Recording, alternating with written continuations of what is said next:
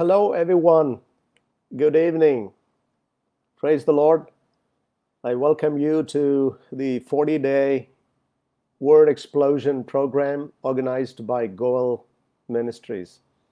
I congratulate and appreciate the efforts of Dr. Vinny, and I'm grateful for this privilege of addressing you and presenting the Word of God to you.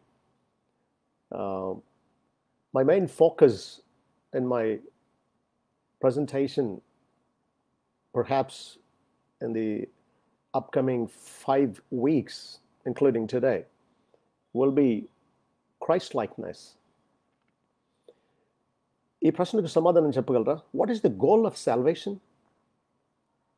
దేవుడు ఏ ఉద్దేశంతో అంతిమంగా మనల్ని ఏం చేయాలని ఆయన మనల్ని రక్షించాడో చెప్పగలరా?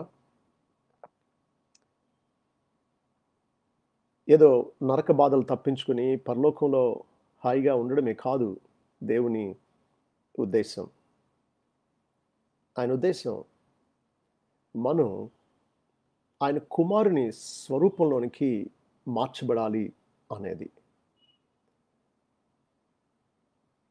God's intention, God's grand plan in saving his people is to conform them to the image of his dear son Jesus. And ప్రియకుమారుడైన క్రీస్తు రూపంలోనికి మనల్ని మార్చాలనేది దేవుని అంతిమ ప్రణాళిక. అందుకే మనల్ని రక్షించుకున్నాడు. I'm trying to use my system to make a PowerPoint presentation. I'm just trying to see where and how to do it. Just give me a minute.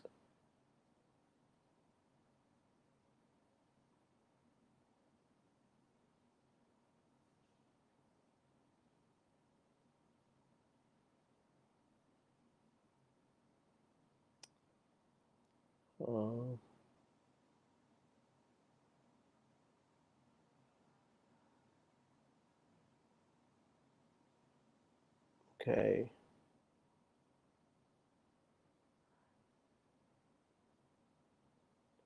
I did it quite some time back and I don't know how to do it now. How to make a PowerPoint presentation.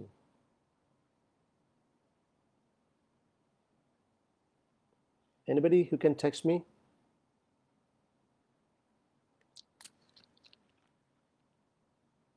Yeah, Brother Samuel, I can increase the volume. I can speak louder. But can anybody guide me how to use my PowerPoint?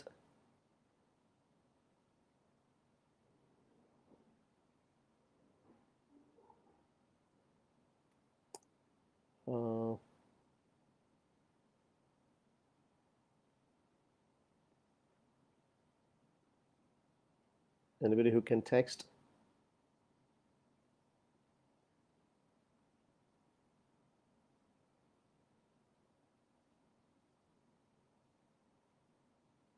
Streaming.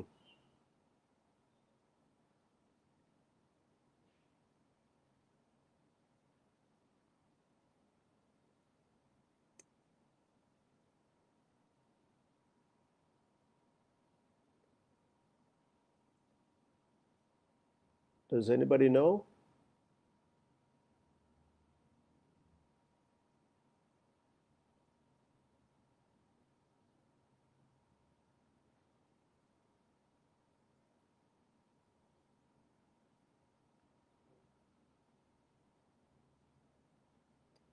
Yeah, I have my PowerPoint presentation ready. It'll help you to take down notes and it adds effect to the teaching.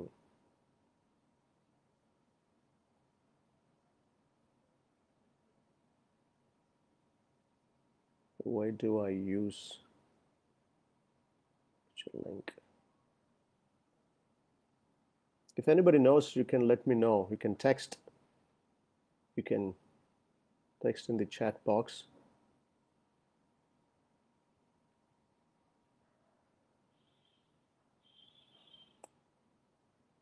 I'm sorry for the inconvenience.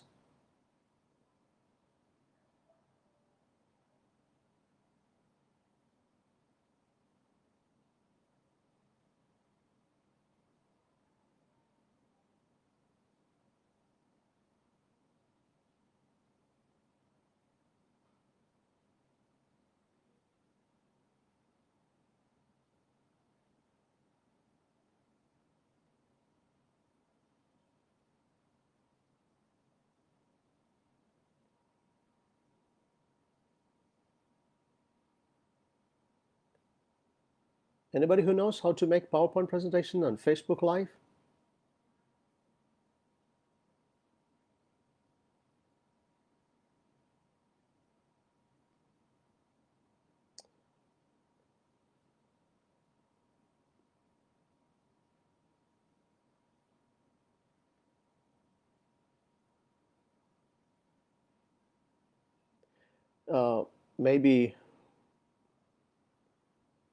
Maybe I'll have to avoid the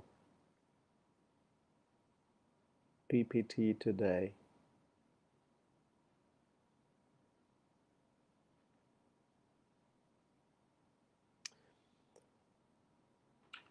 Okay.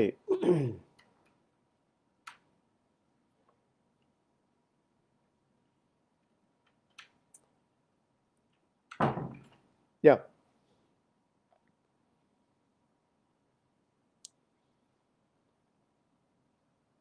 కొన్ని వచనాలు చదువుకుందాం.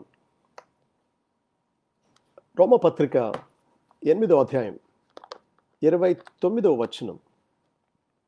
రోమపత్రిక 8వ అధ్యాయం 29వ వచనం.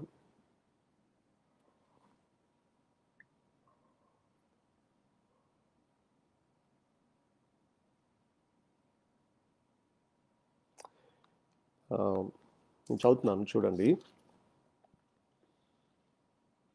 28, 29, 30 వచనాల్లో ఉన్న మాటలు చదువుతున్నాను.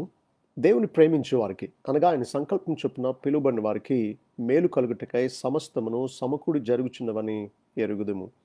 ఎందుకనగా తన కుమారుడు అనేక సహోదరులలో జ్యేష్ఠుడగునట్లు దేవుడు ఎవరిని ముందు ఎరిగనో వారు తన కుమారునితో సారూప్యం గలవారగుటకు వారిని ముందుగా నిర్ణయించాను. మరి ఎవరిని ముందుగా నిర్ణయించునో వారిని పిలిచును, ఎవరిని పిలిచునో వారిని నీతిమంతులుగా తీర్చును, ఎవరిని నీతిమంతులుగా తీర్చునో వారిని మహిమపరచెను. చూడండి, గోల్డెన్ లింక్ అంటాం దీన్ని. దేవుడు మొదట ఎవరిని ఎరుగుదుడో వారిని నిర్ణయించాడు. ఎవరు నిర్ణయించాడో వారిని పిలిచాడు, ఎవరిని పిలిచాడో వారిని నీతిమంతులుగా తీర్చాడు, ఎవరిని నీతిమంతులుగా తీర్చాడో వారిని మహిమపరిచాడు. ఎందుకు ఇదంతా చేశాడు అంటున్నాడో తెలుసా పౌలు? వారు తన కుమారునితో సారూప్యం గలవారగుటకు వారిని ముందుగా నిర్ణయించెను అంటున్నాడు. సో దేవుడు జగత్తుకు పునాది వేయకముందే మనల్ని తన కొరకు నిర్ణయించుకున్నది మనల్ని తన కుమారునితో సారూప్యం గలవారయ్యేటట్లు చేయడానికి. So the goal of salvation is Christ likeness. దేవుడు ఏ ఉద్దేశంతో మనల్ని ఎన్నుకున్నాడు అని అంటే ఆయన కుమారుని రూపంలోనికి మనల్ని తేవాలి అని. అది దేవుని ఉన్నతమైన ప్రణాళిక. అందుకే ఎన్నుకున్నాడు, అందుకే మన కోసం ప్రాణం పెట్టి మనల్ని రక్షించుకున్నాడు. 1 పేతురు 2:21 క్రీస్తు కూడా మీ కొరకు బాధపడి మీరు తన అడుగుజాడలందు నడుచుకున్నట్లు మీకు మాదిరి ఉంచిపోయాను. సో మన కర్తవ్యం ఏంటి అంటే యేసు క్రీస్తును పోలి నడవాలి, ఆయన అడుగుజాడల్లో నడవాలి. అందుకే ఆయన మనకు మాదిరి ఉంచి వెళ్ళాడు. కాబట్టి క్రైస్తవ విశ్వాస జీవితం యేసు క్రీస్తును పోలి నడవడం. క్రైస్తవ విశ్వాస జీవితం యేసుక్రీస్తు నడిచినట్లు నడవడం. అందుకే చూడండి, 1 యోహాను పత్రిక 2వ అధ్యాయం 1 యోహాను పత్రిక 2వ అధ్యాయం 5, 6 వచనాలు. ఆయన వాక్యము ఎవడు గైకొనునో వానిలో దేవుని ప్రేమ నిజముగా పరిపూర్ణమాయను.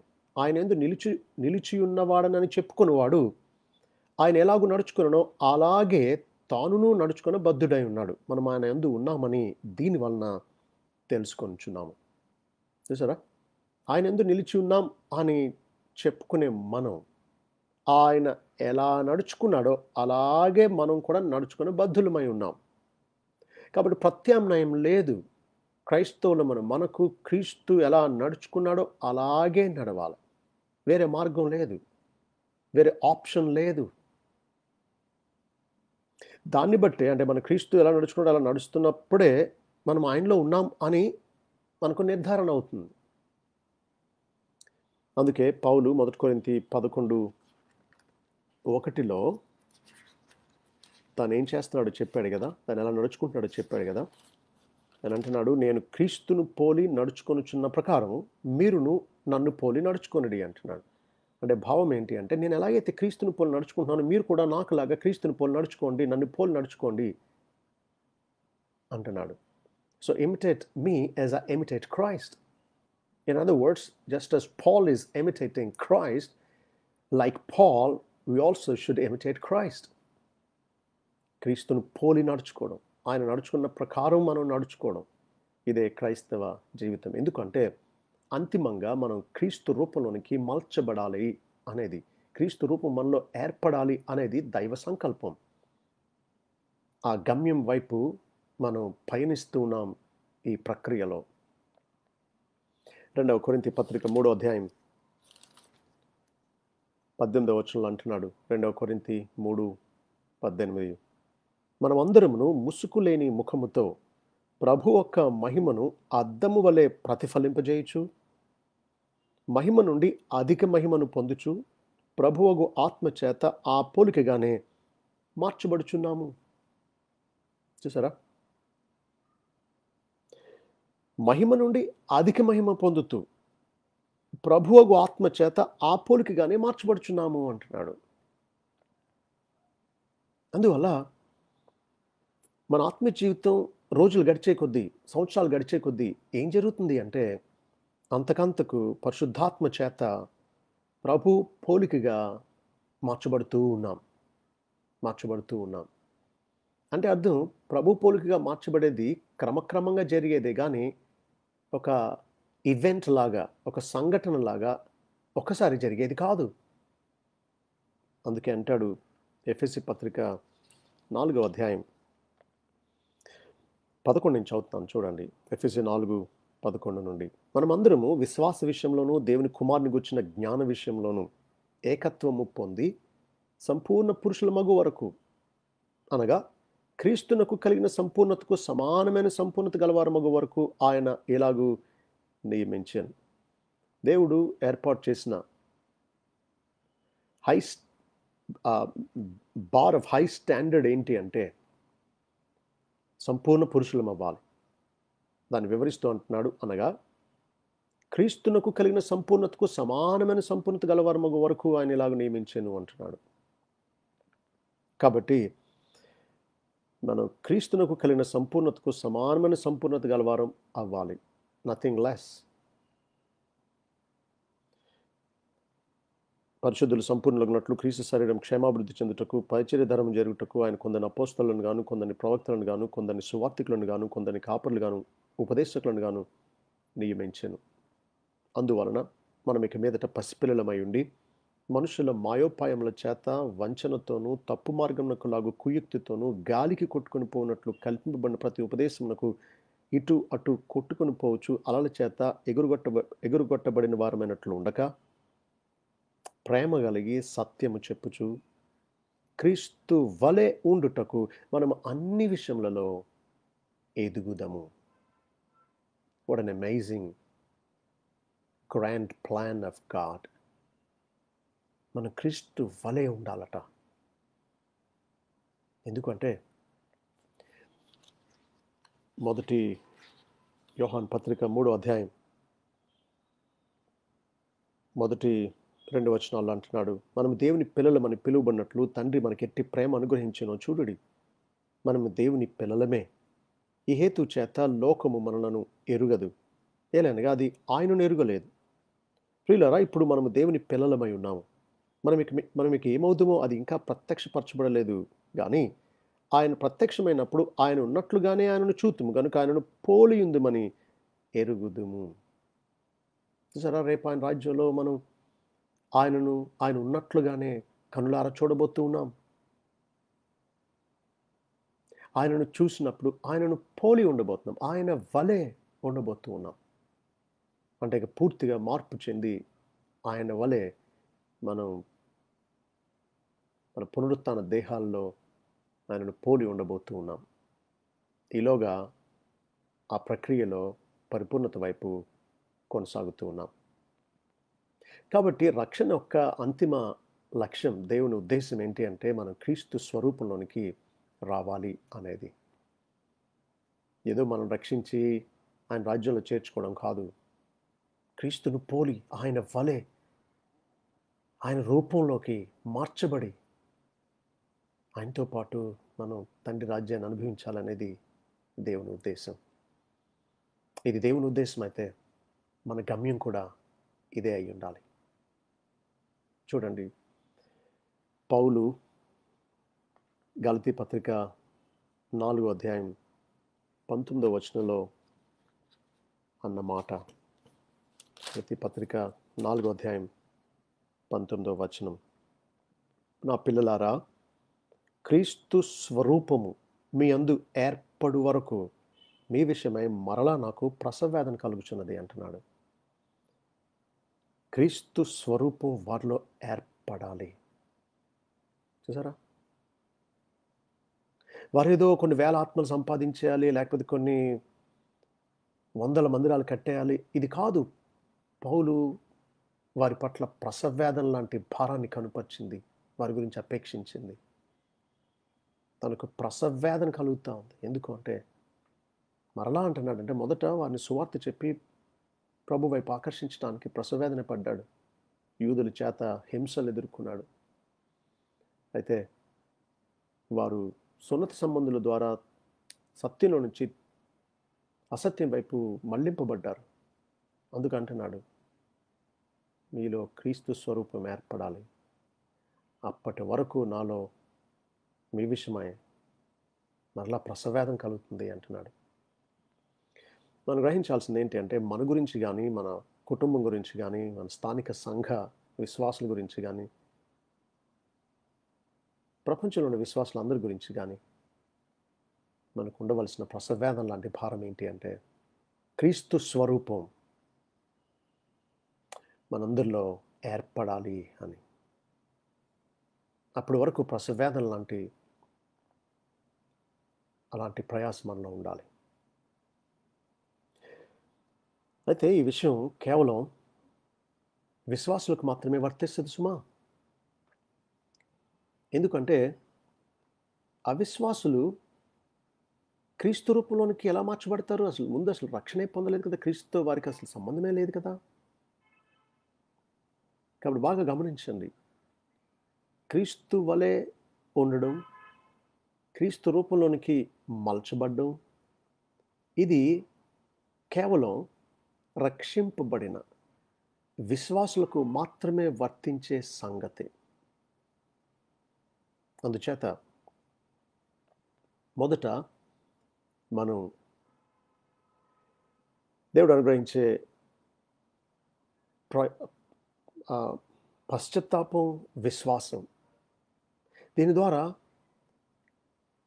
క్రీస్తును మనం ఆశ్రయించాలి. ఆయన ఇచ్చే మార్పును, రక్షణ అనుభవాన్ని పొందాలి. అప్పుడే మనం క్రీస్తు రూపంలోనికి మలచబడ్డం అనేది సాధ్యమవుతుంది. అందుచేత రక్షింపబడకుండా మనం క్రీస్తు రూపంలోనికి మార్చబడలేము అన్నది మొదట మనం గ్రహించాలి. మీకు విషయం చెప్పనివ్వండి. చాలామంది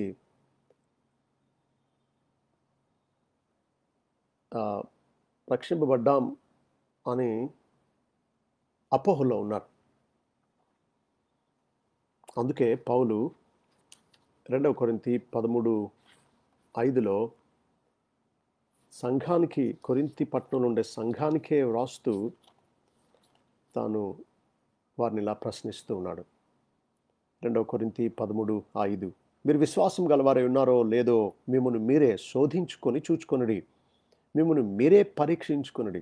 మీరు భ్రష్టులు కాని ఎడల యేసుక్రీస్తు మీలోనున్నాడని మిమ్మల్ని గూర్చి మీరే ఎరుగరా? చూడండి, తను రాస్తున్నది విశ్వాసులకు, సంఘానికి.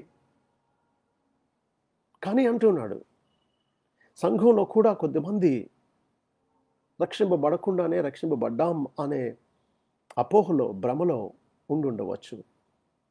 కాబట్టి ఎవరికి వారు పరీక్షించుకోవాలని పౌలు వారిని హెచ్చరిస్తూ ఈ గంభీరమైనటువంటి ప్రశ్నను వేస్తూ ఉన్నాడు. మీరు విశ్వాసం గలవారై ఉన్నారో లేదో మిమ్మల్ని మీరే పరీక్షించుకొని చూసుకోండి, మిమ్మల్ని మీరే పరీక్షించుకోండి, మిమ్మల్ని మీరే శోధించుకొని చూసుకోండి అంటున్నాడు. నిజానికి చాలామంది రక్షించే విశ్వాసం వారికి లేదు. ఏదో మానసికమైన నమ్మకం, మెంటల్ అసెంట్ అంటాం. కుటుంబ నేపథ్యాన్ని బట్టి వచ్చిన కొంత ప్రభు మీద అభిమానం ఈ కనుపరుస్తూ ఉంటారు. అవి కాదు మనకు కావాల్సింది. రక్షించే నిజమైన విశ్వాసం మనం కలిగి ఉండాలి. ఒకసారి తాడేపల్లిగూడెం రైల్వే స్టేషన్లో ఒక చిన్న వింత జరిగింది. పల్లెటూరు నుంచి ఒక అతను ట్రైన్కి, ఎక్స్ప్రెస్ ట్రైన్కి వైజాగ్ వెళ్ళడానికి రైల్వే స్టేషన్కి వచ్చాడు. అయితే అతను వచ్చేటప్పటికి చాలా లైన్ ఉంది, కంగారు పడుతూ ఉన్నాడు. టైం అయిపోయింది, లేట్గా వచ్చాడు, ట్రాఫిక్లో ఇరుక్కుని. ఏం చేయాలో అర్థం కావట్లేదు, లైన్ కదలట్లేదు. ఒక బెల్ అయిపోయింది, ట్రైన్ అనౌన్స్మెంట్ జరిగింది. ఇతను కంగారు చూసి ఒక అతను వచ్చి అన్నాడు, ఎక్కడికి వెళ్ళాలని అడిగాడు. నేను వైజాగ్కి వెళ్ళాలి అన్నాడు. మరి ఏంటి, టికెట్ తీసుకోవడానికి టైం లేదు, చాలా లైన్ ఉంది, ఏం చేస్తానంటే అదే ఆలోచిస్తున్నాను అన్నాడు. అప్పుడు అతను అన్నాడు, ఇదిగో ఇప్పుడే నా స్నేహితుడు ఒకడు వైజాగ్కి వెళ్ళడానికి ఇంతసేపు లైన్లో నిలబడి టికెట్ కొన్నాడు, కానీ ఈలోగా అతనికి ఫోన్ వచ్చింది, ప్రయాణం మారింది, ఈ టికెట్ నాకు ఇచ్చి 10 రూపాయలు తక్కువకి ఎవరికైనా అమ్మే అని చెప్పి తను వేరే పని మీద వెళ్ళిపోయాడు, నీకు కావాలా చెప్పు అన్నాడు. ఏంటి, అసలు టికెట్ కొనడానికి టైం లేదనుకున్న టైంలో ఇంత త్వరగా టికెట్ దొరుకుతుందా, అది కూడా 10 రూపాయలు తక్కువకేనా అని చాలా ఆశ్చర్యంతో, ఆనందంతో వెంటనే 80 రూపాయల టికెట్ 70 రూపాయలకే కొనేసి జేబులో పెట్టుకుని ప్లాట్ఫామ్ దగ్గరికి వెళ్ళబోతూ ఒక్కసారి ఆ లైన్లో ఉన్న వారు అందరి వైపు ఒక సానుభూతి చూపు విసిరాడు. నాది అదృష్టం అంటే, నాది కలిసి రావడం అంటే, అలా వచ్చాను, అలా దొరికేసిన టికెట్, అది కూడా 10 రూపాయలు తక్కువకే. పాపం వీళ్ళు ఎంతసేపు నుంచి ఉన్నారు, వీళ్ళకి టికెట్ తీసుకుని ట్రైన్ ఎక్కడానికి టైం సరిపోద్దో లేదో అని జాలిపడి వెళ్ళాడు. ట్రైన్ వచ్చింది, ఎక్కాడు, కూర్చున్నాడు, అద్దె పేపర్ తీసుకుని చదువుతున్నాడు, కాలు మీద కాలు వేసుకుని. ఈలోగా ట్రావెలింగ్ టికెట్ ఎగ్జామినర్ వచ్చి టికెట్ టికెట్ టికెట్ టికెట్ అంటున్నాడు, అందరిది తీసుకుంటున్నాడు. డేటు, అది ఎక్స్ప్రెస్ ట్రైన్ సర్చార్జ్ ఉందా లేదా, ఫుల్ టికెటా, హాఫ్ టికెటా, వైజాగ్ వెళ్ళేదనా లేదా అటుపక్క వెళ్ళేదనా అని టిక్ చేసి అందరికీ ఇస్తూ ఉన్నాడు. ఈలోగా ఇతని దగ్గరకు వచ్చాడు. ఇతను కనీసం అతని వైపు కూడా చూడకుండా పేపర్ చదువుతూ జేబులోంచి టికెట్ తీసి ఇలా ఇచ్చాడు. మరో క్షణం అతను టికెట్ పేపర్ మీదకి టప్ అని ఇసిరేసాడు. సరే టికెట్ అన్నాడు. అది ఆ రోజుల్లో 5 రూపాయల ప్లాట్ఫామ్ టికెట్. 70 రూపాయలు కొన్నాడు. మీరు చెప్పండి, తప్పు ఎవరిది? అమ్మినోడదా, కొన్నవాడదా? కొన్నవాడిదే కదా. వాడు మిగతా వాళ్ళకి ఎందుకు అమ్మలేదు, నీకెందుకు అమ్మాడు? నువ్వు కొంచెం అమాయకంగా కనబడ్డావు, అందుకు నీకు అంట కట్టాడు. గమనించండి, చాలామంది ప్లాట్ఫామ్ టికెట్స్ను నమ్ముకుంటూ ఉన్నారు.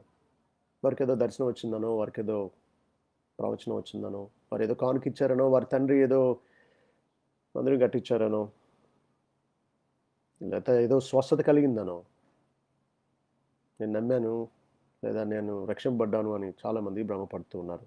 మీకు ఒక విషయం చెప్పనివ్వండి. సైతాను సర్వలోకాన్ని మోసపుచ్చేవాడు. సైతాను సర్వలోకాన్ని మోసపుచ్చేవాడు. అయితే వాడి మోసాలకే అంతిమ మోసం ఏంటో తెలుసా? The ultimate deception of the devil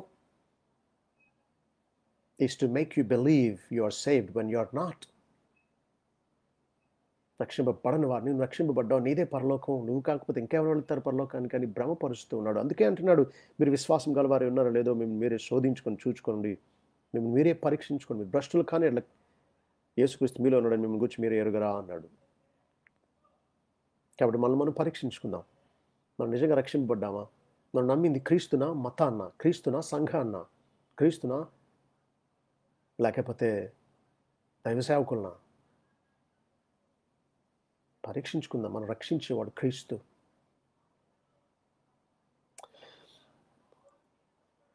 మరి మనకి ఎలా తెలుస్తుంది రక్షింపబడ్డామో లేదో అని మీరు అనుకుంటూ ఉండవచ్చు. నిజంగా రక్షింపబడితే ఒక చక్కని స్పష్టమైన రుజువేంటో చెప్పనా? చాలా రుజువులు ఉన్నాయి. మీరు ప్రభుని ప్రేమిస్తారు, వాక్యాన్ని అపేక్షిస్తారు, విశ్వాస సహవాసాన్ని కోరుకుంటారు, పరిశుద్ధాత్ముడు మీ ఆత్మతో కూడా సాక్ష్యం ఇస్తాడు మీరు ప్రభుకు చెందినవారు అని. ఇవన్నీ ఉన్నాయి. అయితే ఒక స్పష్టమైనటువంటి నిదర్శనం ఏంటో చెప్పనా? In a true believer, there will be a decreasing pattern of sin and an increasing pattern of obedience. మనం నిజంగా రక్షింపబడితే పాపం అంతకంతకు తగ్గుముఖం పడుతుంది, విధేయత అంతకంతకు వృద్ధి చెందుతుంది. This is the mark of a true saved believer. మీరు చెప్పండి, మీరు రక్షింపబడి బాప్తిసం తీసుకుని ఒకవేళ 2 సంవత్సరాలైంది, 4 సంవత్సరాలైంది, మీలో పాపం తగ్గుముఖం పడుతూ ఉందా? విధేయత పెరుగుతూ ఉందా? మీరు క్రీస్తు రూపంలోనికి అంతకంతకు మలచబడుతూ ఉన్నారా? అదే మీరు రక్షింపబడ్డారో లేదో అనడానికి రుజువు. నేను ఒకసారి నా ఫ్యామిలీతో విజయవాడ వెళ్ళాను. అక్కడ ఎగ్జిబిషన్ జరుగుతూ ఉంటే లెట్స్ గో అనుకున్నాం. మామూలుగా అన్ని రకాల షాపులు ఒకే చోట ఉంటాయి కదా ఎగ్జిబిషన్లో. కాబట్టి మేము చూస్తూ ఉంటే ఒక చోట నాకు చాలా ఇంట్రెస్టింగ్ అనిపించింది. ప్లాస్టిక్ చెట్లు ఎంత అందంగా ఉన్నాయంటే, మామూలు చెట్లైనా కొంత దుమ్ముబడి అన్ఇంప్రెసివ్గా ఉంటాయేమో కానీ ఇవి మాత్రం చాలా బ్రైట్ కలర్స్లో భలే అట్రాక్టివ్గా ఉన్నాయి. నేను 2 బేరవాడి మరి నాకు ఇష్టమైనవి తెచ్చుకున్నాను. 5-6 అడుగుల ఎత్తు చెట్లు అవి చాలా బాగున్నాయి. అయితే మీరు చెప్పండి, ప్లాస్టిక్ చెట్లు ఎదుగుతాయా? 10 సంవత్సరాల తర్వాత ఒక అంగుళం అని ఎదుగుతాయా? ఎదగకపోగా ఏమైందో తెలుసా? అవి రంగు ఎలిసిపోవడం జరిగింది. వాటిని ఏమి చేయలేక మేమే తీసి బయట పారేసాం. అవి ఎందుకు ఎదగు? వాటిలో జీవం లేదు కాబట్టి. అది గమనించండి. అసలైన చెట్లు స్లోలీ బట్ ష్యూర్లీ అంటాం, నెమ్మదిగానైనా తప్పనిసరిగా ఎదుగుతాయి. మీరు చెప్పండి, మీరు భక్తిలో, విశ్వాసంలో, విధేయతలో, పరిశుద్ధతలో, క్రీస్తునందలి ప్రేమలో వృద్ధి చెందట్లేదు అంటే అర్థం ఏంటో తెలుసా? ఒకవేళ మీరు రక్షింపబడలేదేమో, ఒకవేళ క్రీస్తు జీవం మీరు పొందలేదేమో, ఒకవేళ మీరు ప్లాస్టిక్ చెట్లేమో. ప్లాస్టిక్ చెట్లు ఎదగో. 10 సంవత్సరాలు కాదు, 50 సంవత్సరాలనే ఎదగో. అలాగే నకిలీ విశ్వాసులు ఎదగరు, ఎప్పటికీ ఎదగరు. నిజంగా రక్షింపబడితే మనం ఎదుగుతూ ఉంటాం. మహిమ నుండి అధిక మహిమ పొందుతూ క్రీస్తు రూపంలోనికి ప్రభువు ఆత్మ చేత, పరిశుద్ధాత్మ చేత మార్చబడుతూ ఉంటాం. చూడండి, ఒక శిల్పి ఉన్నాడు. తాను ఏదైనా ఒక రాతిని చెక్కుతూ ఉన్నాడు అనుకోండి. అతను చెక్కే కొద్దీ రూపం అంతకంతకు స్పష్టమవుతుంది కదా!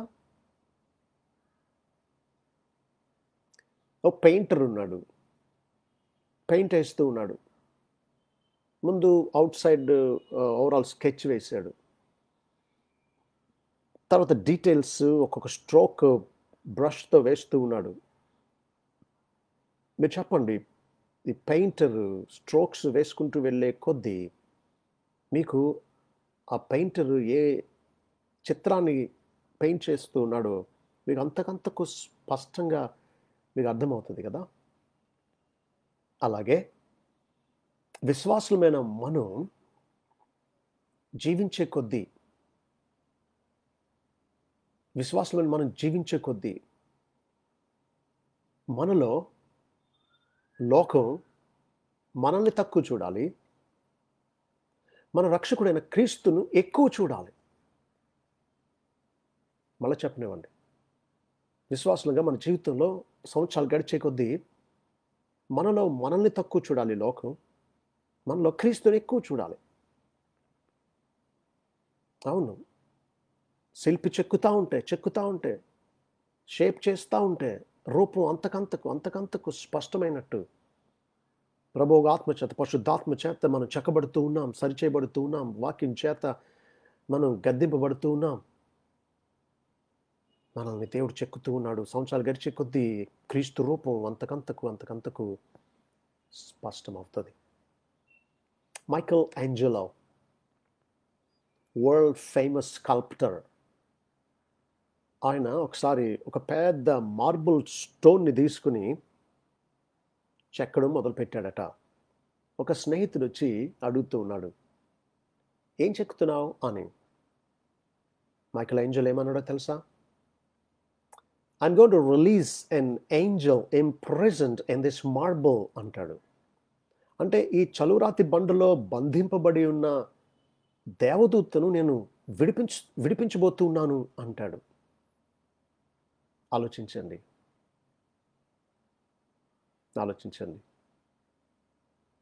బండను బండగా చూస్తాం మనం. కానీ శిల్పి దానిలో నుంచి తాను చెక్కి తీయబోయే ఆ అద్భుతమైన రూపాన్ని చూడగలడు ముందే. మనం ఏ విలువ లేని, ఏ స్వరూపం లేని సామాన్యమైన మనుషులం, బలహీనులం, అజ్ఞానులం. అయితే పరిశుద్ధాత్ముడు మహిమ నుండి అధిక మహిమకు మనల్ని తీసుకువెళుతూ క్రీస్తు రూపంలోనికి మనల్ని చెక్కుతూ ఉన్నాడు, మనల్ని మలుస్తూ ఉన్నాడు. ఈ మైకెల్ ఏంజెలో ఆ బండలో ఒక దేవదూత రూపాన్ని చెక్కబోతూ ఉన్నాడు. రెక్కలు చాపిన తెల్లని దేవదూత రూపాన్ని చెక్కబోతూ ఉన్నాడు చలురాతిలో నుండి. చెక్కాడు ఆఖరికి. కాబట్టి మనం ప్రభుకు అప్పగించుకుంటే ప్రభు మనల్ని ఆత్మ చేత తన రూపంలోనికి అంతకంతకు మారుస్తాడు. ఇక మనం ప్రభు దగ్గర చేరే టైంకి ప్రభువును పోలి ఉండబోతూ ఉన్నాం. ఈ రీతిగా దేవుని ఉద్దేశం మనం గుర్తిస్తే మనం దేవుని సంకల్పాన్ని మన జీవితాల్లో గమ్యంగా ఏర్పరచుకుంటాం.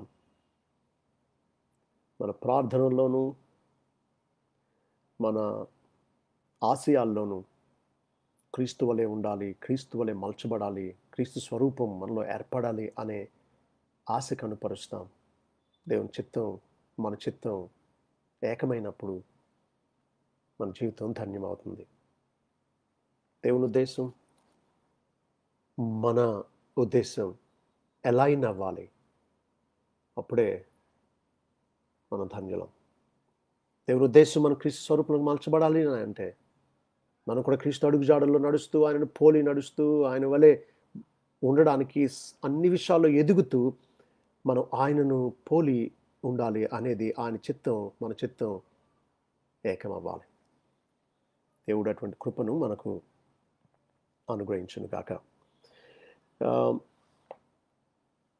స్పెసిఫిక్గా ఏ ఏ విషయాల్లో మనం క్రీస్తుని పోలి నడవాలో, ఏ ఏ విషయాల్లో క్రీస్తు అడుగుజాడల్లో మనం నడవడానికి ఆయన మనకు మాదిరి ఉంచి వెళ్ళాడో ఆ విషయాలు మనం ధ్యానం చేసుకుందాం. యోహాను సువార్త 13వ అధ్యాయం. యోహాను సువార్త 13వ అధ్యాయం కొన్ని వచనాలు చదువుతాను చూడండి. తాను ఈ లోకం నుండి తండ్రి యొద్దకు వెళ్ళవలసిన గడియ వచ్చినని యేసు పస్కా పండుగకు ముందే ఎరిగిన వాడే లోకంలో ఉన్న తన వారిని ప్రేమించి వారిని అంతం వరకు ప్రేమించెను. వారు భోజనం చేయుచుండగా ఆయనను అప్పగింపవలనని సీమోను కుమారుడు ఇస్కరియోతు యూదా హృదయంలో అపవాది ఇంతకుముందు ఆలోచన పుట్టించి ఉండెను. గనుక తండ్రి తన చేతికి సమస్తమును అప్పగించిననియు తాను దేవుని యొద్ద నుండి బయలుదేరి వచ్చిననియు దేవుని వద్దకు వెళ్ళవలసి ఉన్నదని యేసు ఎరిగి భోజన పంక్తిలో నుండి లేచి తన పై వస్త్రము అవతల పెట్టివేసి ఒక తువాలు తీసుకుని నడుమునకు కట్టుకునేను. అంతట పల్లెంలో నీళ్లు పోసి శిష్యుల పాదములు కడుగుటకును తాను కట్టుకుని తువాలతో తుడుచుటకును మొదలు పెట్టాను. ఇట్లు చేయిచు ఆయన సీమోను పేతురు వద్దకు వచ్చినప్పుడు అతడు, ప్రభువా, నీవు నా పాదములు కడుగుదువా అని ఆయనతో అనను. అందుకు యేసు, నేను చేయుచున్నది ఇప్పుడు నీకు తెలియదు కానీ ఇక మీదట తెలుసుకుందువని అతనితో చెప్పగా, పేతురు, నీవు ఎన్నడూ నా పాదములు కడుగురాదని ఆయనతో అనెను. అందుకు యేసు, నేను నిన్ను కడుగని ఎడల నాతో నీకు పాలు లేదు అనెను. సీమోను పేతురు, ప్రభువా, నా పాదములు మాత్రమే కాక నా చేతులు నా తల కూడా కడుగుమని అతనితో చెప్పాను. యేసు అతను చూచి, స్నానం చేసిన వాడు పాదములు తప్ప మరేమీ కడుక్కొనక్కర్లేదు. అతడు కేవలము పవిత్రుడయ్యను. మీరు పవిత్రులు, కానీ మీలో అందరూ పవిత్రులు కారనెను. తను అప్పగించువానని ఎరిగాను గనుక మీలో అందరూ పవిత్రులు కారని ఆయన చెప్పాను. వారి పాదములు కడిగి తన పై వస్త్రము వేసుకున్న తరువాత ఆయన మరలా కూర్చుండి, నేను మీకు చేసిన పని మీకు తెలిసినదా? బోధకుడనియు ప్రభు అనియు మీరు నన్ను పిలుచుచున్నారు. నేను బోధకుడను ప్రభువును గనుక మీరు ఇట్లు పిలుచుట న్యాయమే. కాబట్టి ప్రభువును బోధకుడునైన నేను మీ పాదములు కడిగిన ఎడల మీరును ఒకరి పాదములను ఒకరు కడుగవలసినదే. నేను మీకు చేసిన ప్రకారం మీరును చేయవలనని మీకు మాదిరిగా ఇలాగూ చేసి తిని. చూడండి, చాలా స్పష్టంగా ఉంది ఇక్కడ. కాబట్టి ప్రభువును బోధకుడనైన నేను మీ పాదములు కడిగిన ఎడల మీరును ఒకరి పాదములను ఒకరు కడుగవలసినదే. నేను మీకు చేసిన ప్రకారం మీరును చేయవలనని మీకు మాదిరిగా ఇలాగూ చేసి తిని అన్నాడు ప్రభు. మనం ఈ ప్యాసేజ్ని ఎలా అర్థం చేసుకోవాలి? పాదాలు కడగడం అనేది, is it an ordinance to be perpetuated? అంటే ప్రభు బలలో ఎలా పాలు పొందుతున్నామో, బాప్తిసం అనే ఈ ఆర్డినెన్స్ని ఎలా మనం పాటిస్తున్నామో, అలాగే ఫుట్ వాషింగ్ అనేది కూడా ఒక ఆర్డినెన్స్గా, ఒక నియమంగా మనం అనుసరించాలా సంఘంలో? నిజానికి ప్రభు అన్నాడు, బోధకుడును ప్రభునైన నేను మీ పాదాలు కడిగితే మీరు కూడా ఒకరి పాదాలు ఒకరు కడగవలసిందే అన్నాడు కదా. నేను మీకు చేసిన ప్రకారం మీరు చేయవలని మీకు మాదిరిగా ఎలాగ చేశాను అన్నాడు కదా. అయితే నేను దాదాపు ఈ సెప్టెంబర్ నెలకు 30 సంవత్సరాల నుండి పరిచర్యలో ఉన్నాను. నేను ఒక్కసారి కూడా ఎవరి పాదాలు కడగలేదు, ఎవరు కూడా నా పాదాలు కడగలేదు. మరి ఫుట్ వాషింగ్ అనేది మనం లిటరల్గా తీసుకోవాలా అనేది ఆలోచిద్దాం. In both Old and the New Testaments, it was an act of helpful kindness when needed. It was an act of kindness when needed. It was a custom for people wore sandals on dusty roads. It was a need to wash feet.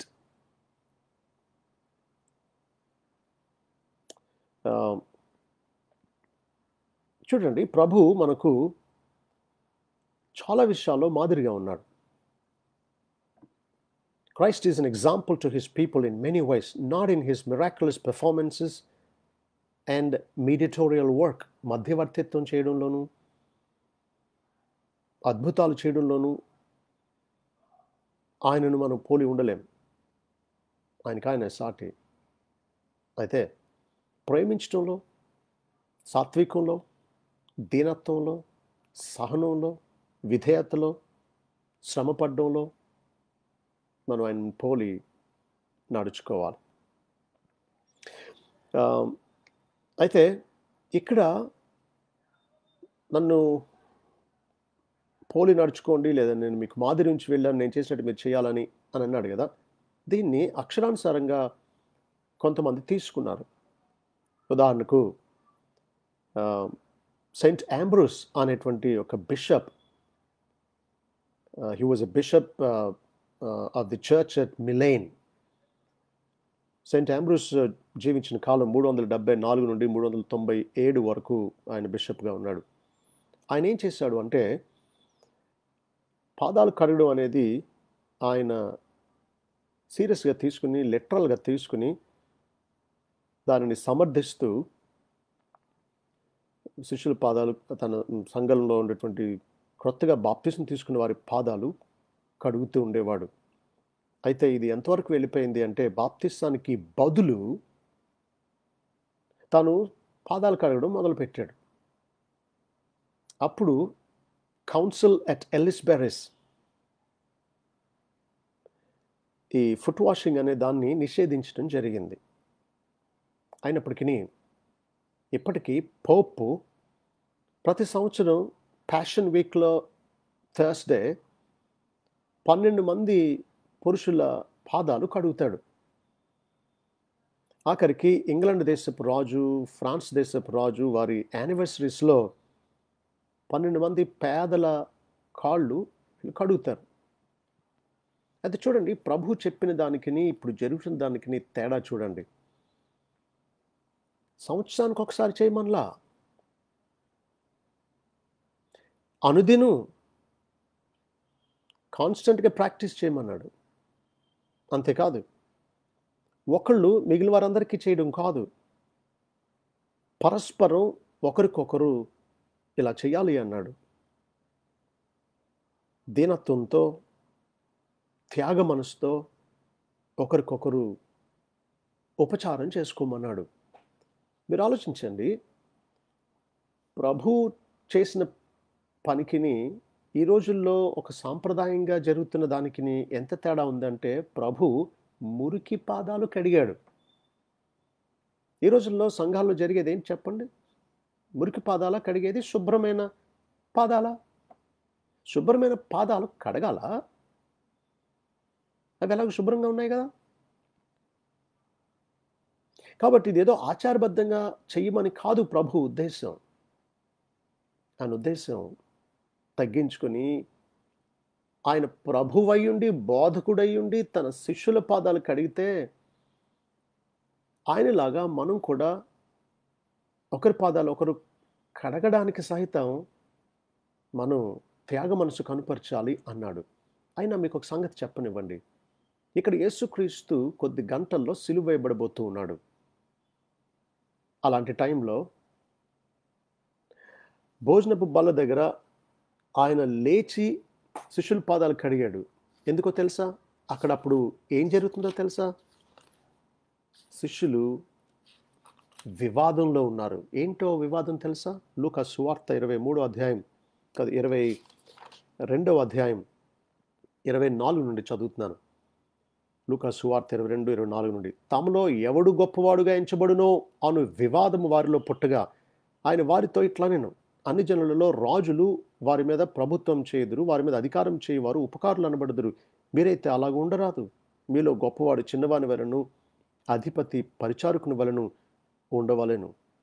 గొప్పవాడెవడు? భోజన పంక్తిని కూర్చుండివాడా, పరిచర్య చేయవాడా? పంక్తిని కూర్చుండివాడే కదా. అయినను నేను మీ మధ్య పరిచర్య చేయువాని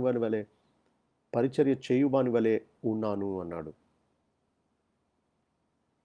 కొద్ది గంటల్లో సిలువ వేయబడబోయే ప్రభు తీవ్రమైన సంగతులు వారికి బోధిస్తూ ఉంటే వారిలో వివాదం కలిగింది. నేను గొప్ప అంటే నేను గొప్ప. నిజానికి ఊహించండి ఒకసారి అక్కడ ఏం జరుగుతుందో. సిటీ నుండి వచ్చినటువంటి వాడు ఒక్కడే, మిగతా వాళ్ళందరూ దాదాపు గలిలే ప్రాంతం నుంచి వచ్చిన విలేజ్ పీపులే. సిటీ నుంచి వచ్చాడు కాబట్టి ఆ వ్యక్తి చాలా అతిశయించి ఉండవచ్చు. నేనే సోఫిస్టికేటెడ్, నేనే ఎడ్యుకేటెడ్, నేనే వెల్ కనెక్టెడ్, నాకు చాలామంది తెలుసు అని విర్రవీగుండి ఉంటాడు. ఆ సిటీ నుంచి వచ్చిన ఒకే ఒక శిష్యుడు ఎవరో తెలుసా? ఇస్కరియోతు యూదా. కాబట్టి వాడు అందరికంటే నేను గొప్పవాడని ఉండవచ్చు. పేతురు, యోహాను, యాకోబులు, ప్రభు మొదట మమ్మల్ని ఎన్నుకున్నాడు, మేము ఇన్నర్ కొటరీలో సభ్యులం, ప్రభుకు అన్యోన్యంగా ఉండేటువంటి వాళ్ళు మనం ఉండవచ్చు.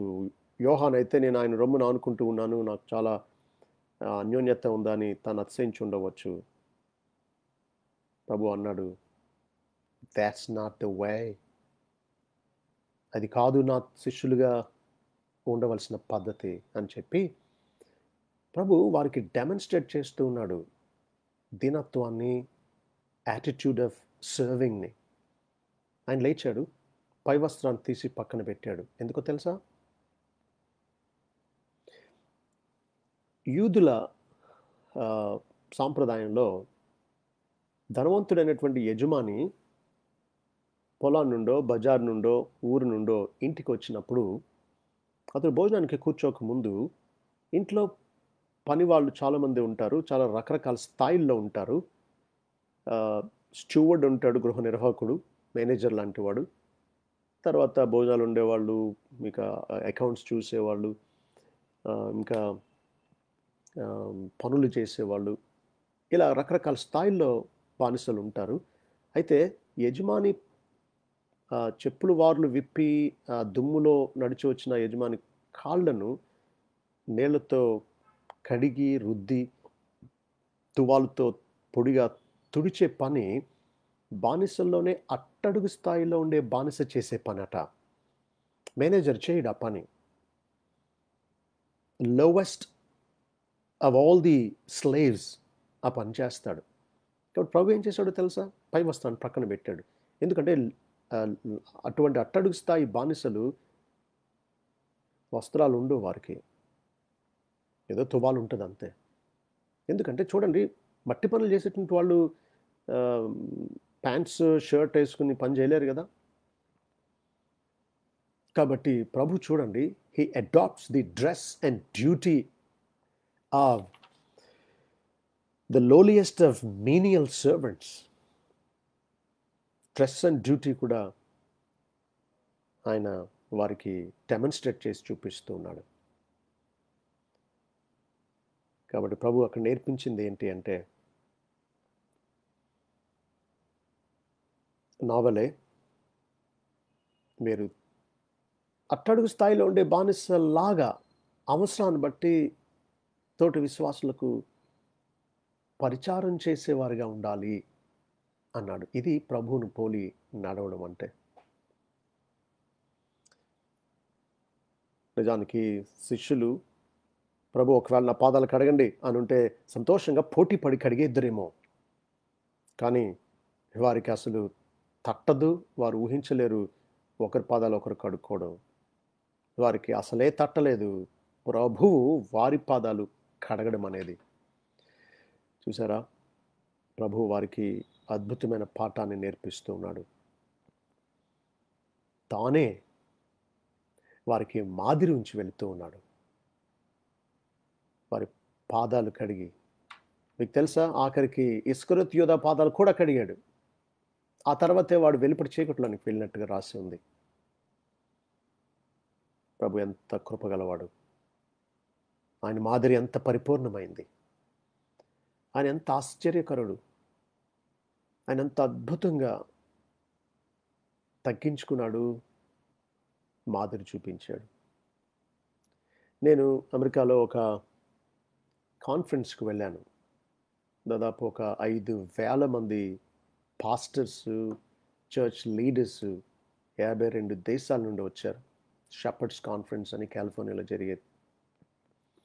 అక్కడ ఒక చోట షూ షైనింగ్ సెక్షన్ ఉంది. అంటే కింద ముగ్గురు చిన్న స్టూల్స్ మీద కూర్చున్నారు. వారు ఎదురుగుండా ఎత్తులో కూర్చుని కొంతమంది బూట్లు పాలిష్ చేయించుకుంటూ ఉన్నారు. నన్ను ఒక పెద్ద ఆయన తీసుకుని ఆ సెక్షన్ దగ్గర తీసుకువెళ్ళి, ఆ షూ పాలిష్ చేసేటువంటి వాలంటీర్స్ వాళ్ళు ఎవరో తెలుసా అని అడిగారు. తెలీదు అన్నాను. వారిలో ఒక అతను జడ్జట, జడ్జి గారు సాదాసీదాగా నార్మల్ టీషర్ట్ వేసుకుని తాను ఒక పెద్ద బ్యాగ్లో రకరకాల పాలిష్ టెన్స్, తర్వాత సారీ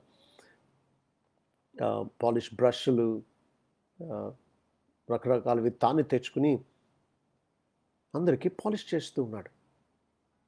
నేను నిర్ఘాంతపోయాను.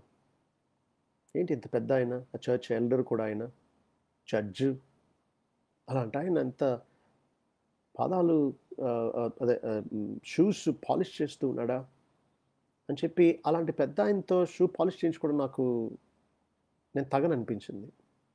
కాబట్టి నేను వెళ్ళిపోయాను. తర్వాతసారి వెళ్ళినప్పుడు నేను ఇలా మీ గురించి చాలా సంతోషించాను అని నేను ఆయనతో మాట్లాడుతూ అనాలోచనగా అనేసాను. లాస్ట్ టైం నేను వచ్చినప్పుడు ఇలా మీ ద్వారా పాలిష్ చేయించుకోవడం నాకు తెగించలేకపోయాను అన్న. అంతే, నా చేయి పట్టేసుకుని బలవంతంగా అక్కడ కూర్చోపెట్టి నేను పాలిష్ చేయించుకునే వరకు వదలలేదు ఆయన. నాకు భలే ఆశ్చర్యం వేసింది. These people take God's word seriously అనిపించింది. దేవుని వాక్యాన్ని వారు చాలా శ్రద్ధగా, చాలా తీవ్రంగా ఎంచుతూ ఉన్నారు. నిజమే, మన ఎంతటి వాళ్ళమన్నా అయి ఉండవచ్చు. ప్రభువే తన శిష్యుల పాదాలు కడిగితే మనం ఒకరి పాదాలు ఒకరు కడగాల్సి వచ్చినప్పుడు కడగడం మనకు కష్టం అవ్వకూడదు. చూడండి, నా భార్య ఈ విషయంలో నన్ను భలే ఆశ్చర్యపరుస్తుంది. తను సేవకురాలు అయ్యుండి సంఘంలో ఎవరైనా బలహీనంగా ఉంటే వాళ్ళని పరామర్శించి వారికి కౌన్సిలింగ్ చేస్తూ, లేకపోతే వారికి భౌతికంగా కొంత సర్వీస్ చేస్తూ, వాళ్ళ కాళ్ళు నొక్కుతూ, వాళ్ళ తల నిమురుతూ, వాళ్ళకి అన్నం తినిపించి, వాళ్ళకి అన్నం వండి క్యారేజ్ పెట్టి ఇలా చేస్తూ ఉంటుంది. అన్నిటికంటే నాకు ఎక్కువ ఆశ్చర్యపరిచేది ఏంటి అంటే, ఒకసారి కొద్దిమంది వాంతి చేసేసుకుంటా ఉంటే సడన్గా ఏ పాత్ర తేవడానికి లేనప్పుడు తన చేతులు పట్టేసేది ఇలా. నేనైతే అలా చేయలేనేమో అనిపిస్తుంది. దేవుని బిడ్డలంగా మనం ప్రభువును పోలి ఉండాలి అనుకున్నప్పుడు ఎంతగా తగ్గించుకోవడానికైనా మనం సిద్ధంగా ఉండాలి. పరిచర్య చేయడానికి మనం ప్రభువును మాదిరిగా పెట్టుకోవాల్సిందే.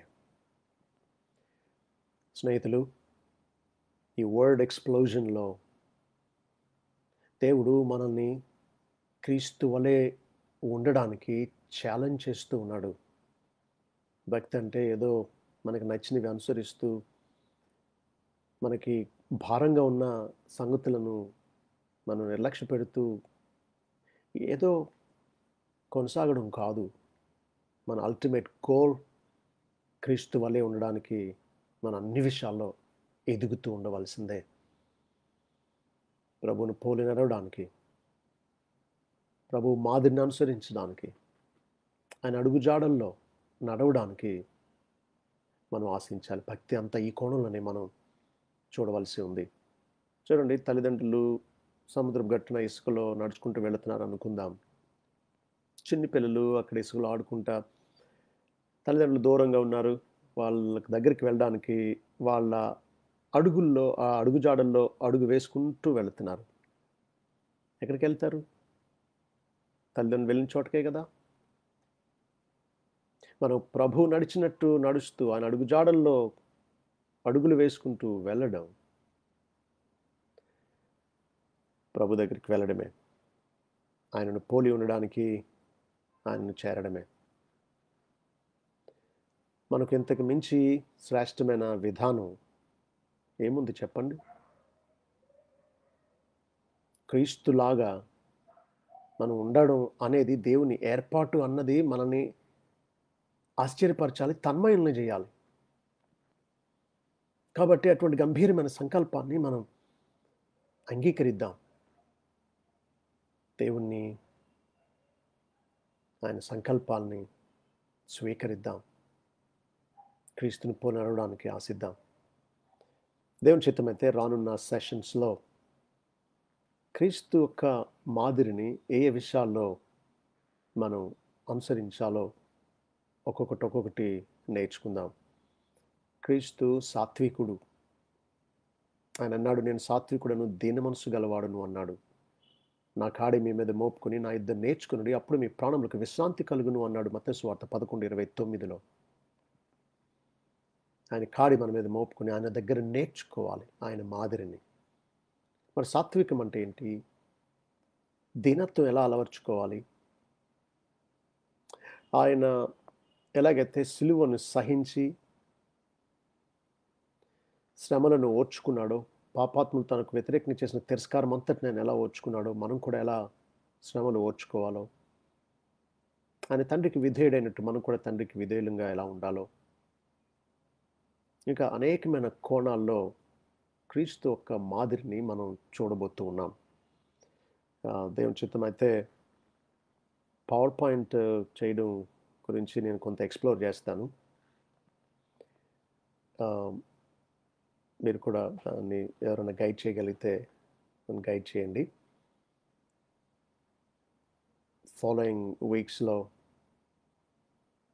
ఈ అంశాన్ని ఇంకా తీవ్రంగా, ఇంకా లోతుగా అధ్యయనం చేద్దాం. దేవుడు మనల్ని జగత్తుకు పునాదికి ముందే ఎన్నుకోవడంలో ఆయన ఉద్దేశం ఏంటో అది మనలో సంపూర్ణంగా నెరవేరాలని ఆశిద్దాం. ప్లాస్టిక్ చెట్లుగా ఉన్నట్టు అయ్యుంటే ఒకవేళ ఈరోజే ప్రభువుని అంగీకరించి నిజమైన మార్పును పొందుదాం. క్రీస్తు వలె ఉండడానికి ఎదుగుదాం.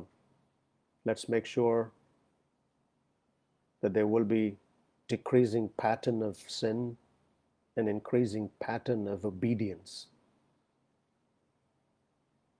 నిజమైన చెట్ల స్లోలీ బట్ షూర్లీ మహిమ నుండి అధిక మహిమ పొందుతూ, కృప వెంబడి కృపను పొందుతూ క్రీస్తు రూపంలోనికి మార్చబడదాం.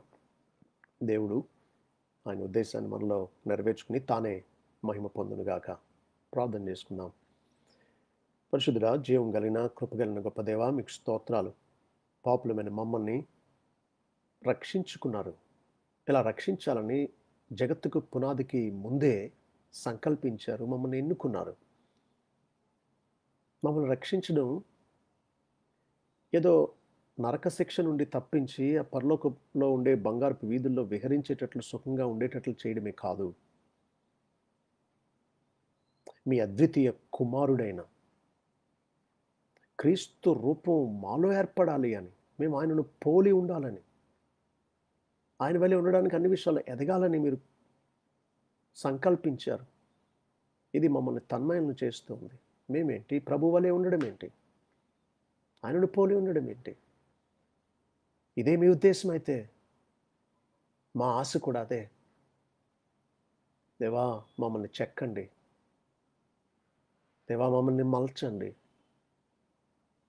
దేవా, మాలో మీకు ఆయాస్కరంగా ఉండేవన్నిటిని తొలగించండి.